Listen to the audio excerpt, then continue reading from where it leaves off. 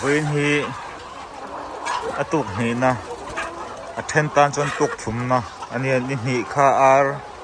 rondana khan hin oa ni khat ta an da tak seng lawa he tuk ni na then tan tuk thum na chon ar an choi nan lo thave to khop me tu hi jingdar nga le chan ve ni a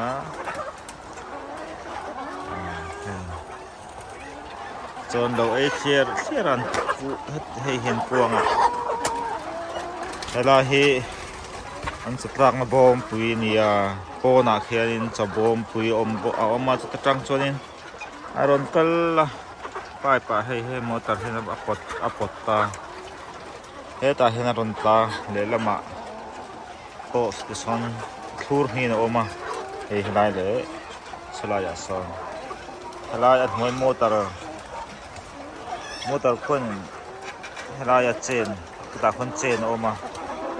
chu apot vera cho chu huai ta ne chu atu an cho kha an huai khachar char khu lama o kadin hi achan ve ta kan chi khum khu lai to chen chi khum ni chuk ma la chan chon chu hel ve de ba ka lem chu ma ten thok lo nan an chen de chu ma ten ku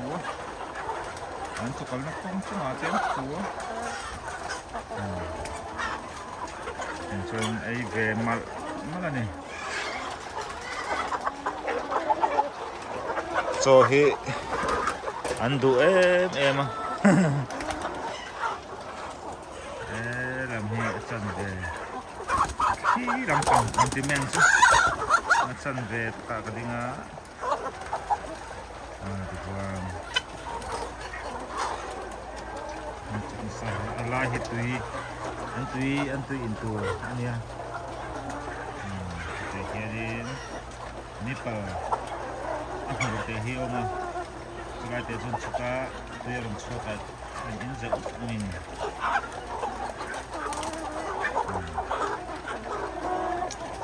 sang dulu ni tak ni dulu masa kecuali lahi keren kalau kita ceng kalau kita lahi keren kalau kalau ni lo ini kalau ini keren kalau chân chu lai thịt atui chu an hen fu chui na an fu chui na chu hemi atui lai hi agim de de ni pakatan lo to chen bagi panga an chen de dan hen zira kan an fu chunin a chat me ni a che na he hi thiak me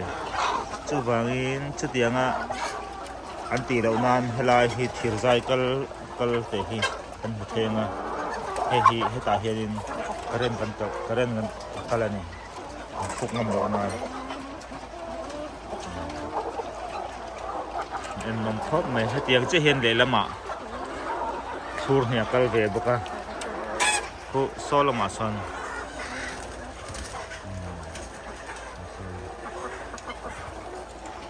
tiangin ar no hi sing thum le